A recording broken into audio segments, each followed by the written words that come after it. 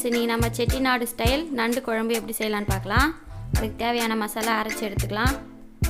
2 table spoon மிளகு, 1 spoon சோம்பு, 1 spoon சீரகம், 2 பச்சை மிளகாய், கொஞ்சம் கருவேப்பிலை. இது எல்லாத்தையும் மிக்சியில் போட்டு அரைச்சி எடுத்துக்கலாம். ரொம்ப நைஸாக அரைக்காமல் குறைன்னு அரைச்சிக்கலாம். இது சளிக்கு ரொம்ப நல்லது. ரசமாகவும் வச்சு குடிக்கலாம். அரைச்சி எடுத்தாச்சு. இதில் கொஞ்சம் வெங்காயம் போட்டு அரைச்சிக்கலாம். நான் இன்றைக்கி பெரிய சைஸ் வெங்காயம் 2 எடுத்துருக்கேன். பொடியாக கட் பண்ணி போட்டுக்கலாம். நைஸாக அரையாமல் இதுவும் குறைன்னு அரைச்சிக்கலாம். இது எடுத்து வச்சுக்கலாம். இன்னொரு மசாலா அரைச்சிக்கலாம். நம்ம இன்னொரு ஜாரில் துருவிய தேங்காய் 1 கப் போட்டுக்கலாம்.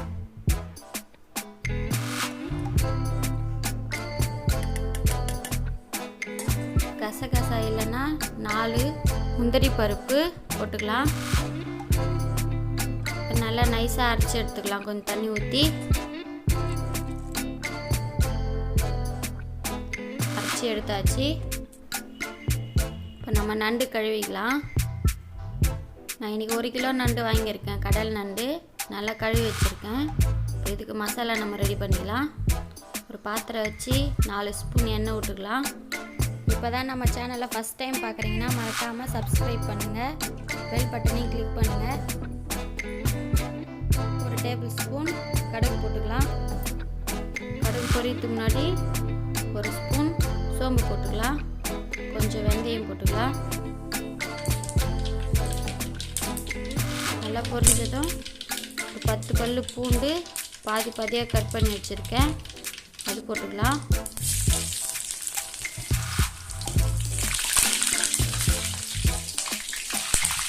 நல்லா வதங்கினதும் 2 ஸ்பூன் வெங்காயம் போட்டுக்கலாம். பொடியாக கட் பண்ணி வச்சுருக்கேன். அதையும் போட்டுக்கலாம். கொஞ்சம் கருவேப்பிலை போட்டுக்கோங்க. ஒரு பச்சை மிளகாய் போட்டுங்க.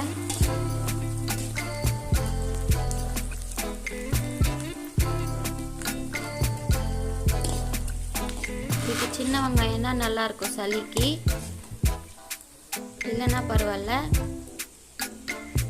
அரைச்சி வச்ச மசாலா போட்டுக்கலாம்.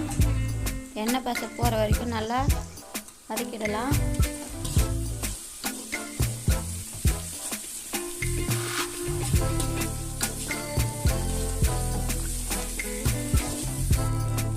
கொஞ்சம் உப்பு போட்டுக்கலாம் தேவையான அளவு.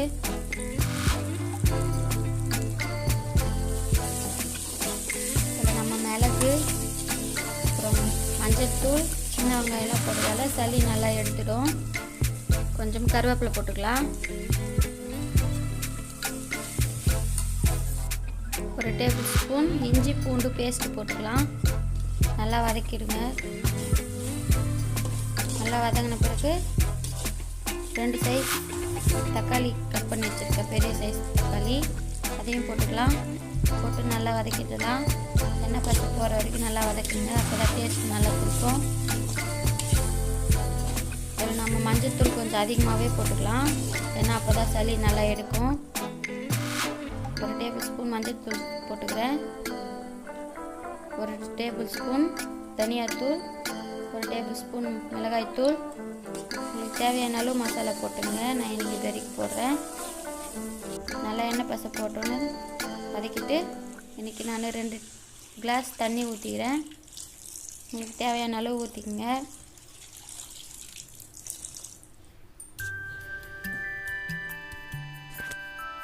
நல்லா கலக்கி விடுங்க. எல்லா மசாலா ஒன்றா மிக்ஸ் ஆகிற மாதிரி.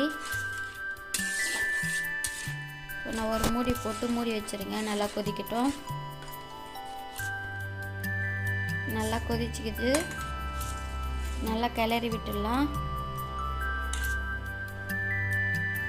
அரைச்சி வச்ச தேங்காய் பால் சேர்த்துக்கலாம்.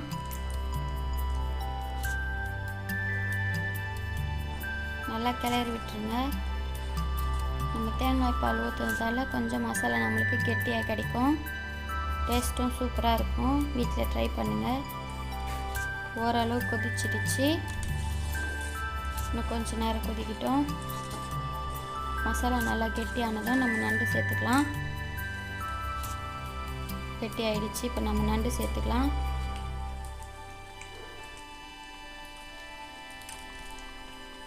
நண்டு நம்ம நல்லா மசாலாவில் படுற மாதிரி நல்லா கிளறி விட்டுருங்க.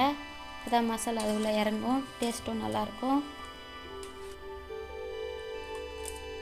கொதிக்கிட்டும் ஒரு மூடி போட்டு மூடிடுங்க. இது சளி இருமல்லாம் வரவே வராது. எவ்வளோ சளியாக இருந்தாலும் முறிச்சிடும். ஒரு மூடி போட்டு மூடிடுங்க. ஓரளவு கொதிச்சிடுச்சு. 90% ரெடி ஆயிடுச்சு நம்மளுக்கு. இன்னும் கொஞ்ச நேரம் கொதிக்கிட்டு நம்ம ஆஃப் பண்ணிடலாம்.